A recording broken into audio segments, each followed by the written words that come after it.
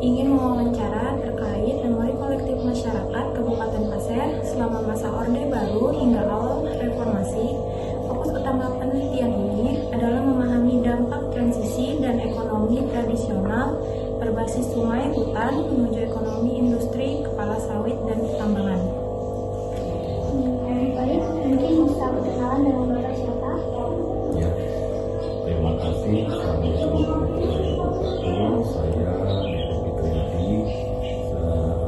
Saya sehari-hari bekerja sebagai pegawai negeri sipil di pemerintah Kabupaten Pasir di Dinas Badan Kesatuan Bangsa dan Politik. Sejak ditugaskan sejak Desember 2021, sebelumnya bertugas di OPD lain. Sekarang dari 2020 sampai sekarang menjadi di Badan Kesatuan Bangsa dan Politik. Mungkin bisa langsung masuk ke dalam pertanyaan ini. Pertanyaan pertama, bisa diceritakan bagaimana gambaran wilayah Pasir khususnya tempat tinggal Bapak pada tahun 1970-an? Kalau dikatakan tahun 1970, mungkin saya tahu daripada sejarah Pasir saja, itu kan bisa jelaskan. 1970 Kabupaten Pasir itu sudah menjadi kabupaten. Kabupaten Pasir ini berdirinya tahun 1959. Sebelumnya dia bergabung dengan Kota Baru, wilayah Kalimantan Selatan. Setelah itu ada pemekaran yang selanjutnya menjadi Kabupaten Pasir. Sejak kalau situasi dan kondisi yang ada di Kabupaten Pasir setahun 70-an, artinya kita berbicara di bawah tahun 80, mungkin secara luas kita lihat perkembangan tidak seperti yang ada seperti sekarang ini. Mungkin pembangunan tidak begitu besar dan penyebaran infrastrukturnya mungkin masih belum merata, karena kita tahu di tahun 1970 itu Indonesia sedang membangun, Kabupaten Pasir juga masih mulai membangun, artinya bisa dikatakan kabupaten yang masih awal berdiri juga. Jadi kalau praktis kita melihat bahwasanya di tahun 70 itu adalah awal-awal membangun, jadi mungkin dibandingkan sekarang mungkin jauh berkembangnya. Bagaimana kondisi transportasi saat itu? Benarkah Sungai Kandilo menjadi akses utama dibanding jalan darat? Di mana tahun tersebut di bawah tahun 80-an, jalur transportasi darat merupakan jalur yang masih berkembang dan belum begitu baik seperti sekarang ini. Artinya memang masyarakat pada saat itu menggunakan sungai sebagai jalur utama dan satu-satunya adalah transportasi. Karena itu maka dikenal dulu jalur transportasi Sungai Kandilo, ya kan. Maka berkembangnya desa-desa di daerah pesisir itu karena perkembangan jalur transportasi air. Ya, karena di tahun itu dan masa itu mungkin transportasi darat mungkin masih dalam tahap pembangunan juga. Ya, tidak. Pertanyaan ketiga, apa pekerjaan mayoritas warga sebelum perusahaan besar sawit atau tambang masuk? Sebelum tambang masuk, kebanyakan warga di Pasir ini bertani dan berladang. Sebagian nelayan untuk di daerah pesisir, tapi itu kan warga pendatang. Yang aslinya adalah bertani dan berladang.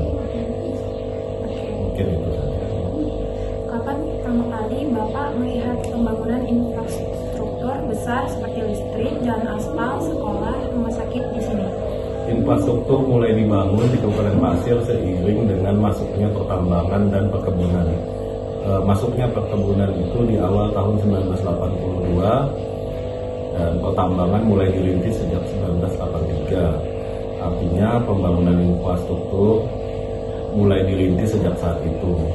Sedangkan pembangunan yang terlihat besar atau masif mulai berdiri di atas tahun 2000, artinya kurun waktu tahun 2000 itu adalah Kabupaten Pasir membangun infrastruktur besarnya.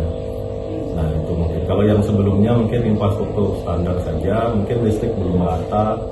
Kan listrik sekarang mulai paling sampai ke seluruh pelosok 139 desa itu sejak tahun 2023. Nah itu udah bebas listrik yang di desa, tidak ada listrik di desa. Artinya pembangunan itu dimulai di atas tahun 2000.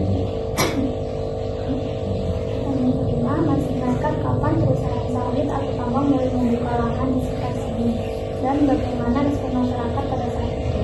Kalau perkebunan dimulainya tahun 1982, proses lewat program perkebunan inti rakyat dan mulai produksi di tahun 1990-an. Dan infrastruktur dibangun sejak 82, 90 sudah mulai masyarakat menerima hasil panennya. Sedangkan pertambangan dimulai tahun 83 dengan pembangunan infrastruktur tambang baru beroperasi secara komersil juga di tahun 90. Pada saat itu masyarakat menerima dengan baik, terutama perkenalan perkebunan sawit ini yang sebelumnya bertani dan berladang menjadi petani produksi, ya kan, karena dia bekerja sama dengan pabrik. Oke, menurut Bapak, bagaimana kehadiran industri tersebut benar-benar meningkat kesejahteraan keluarga dan tetangga sekitar?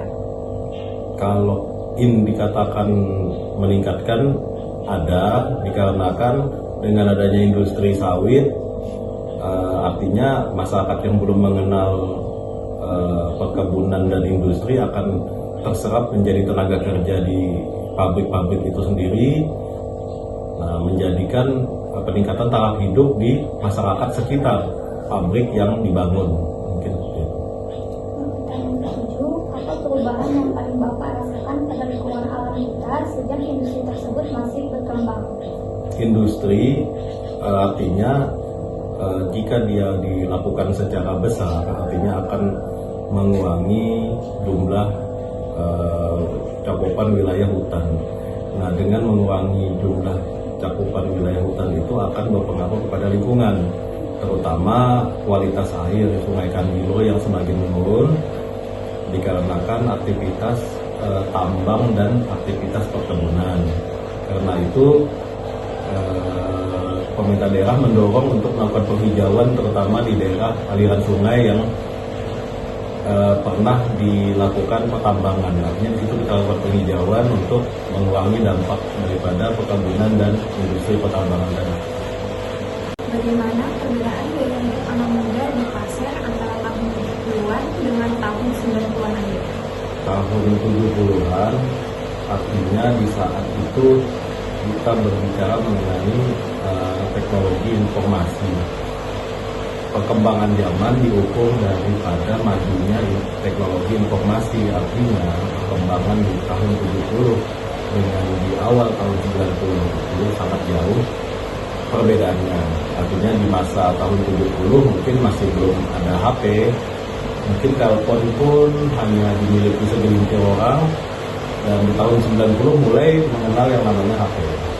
Ya kan, lalu ada di situ berbagai macam perangkat elektronik, seperti mungkin awal munculnya VCD, Laserdisc dan sebagainya. Artinya bentuk pergaulan pasti akan sangat berbeda, terutama pada saat ingin melakukan komunikasi dan ingin melakukan pertemuan. Ya, di tahun 70 mungkin untuk bertemu atau mengirim kabar atau mengirim surat, tapi di mana tahun 90 sudah ada HP, artinya lebih dipermudah dengan adanya peralatan tersebut. Menurut Bapak, apa hal paling berharga dari pelaku masa lalu yang sudah hilang di masa sekarang? Keberadaan atau sesuatu hal atau budaya yang hilang daripada masa lalu di masa sekarang mungkin adalah seperti rasa gotong royongnya kurang, di mana masa lalu kan di saat teknologi informasi belum merasuk ke segala lini kehidupan. depan itu akan membuat orang lebih lebih care atau lebih lebih lebih membantu dalam hal artinya bisa sekali kan dengan adanya teknologi informasi yang begitu maju, orang lebih tidak peduli dengan keadaan sekitar, ya kan.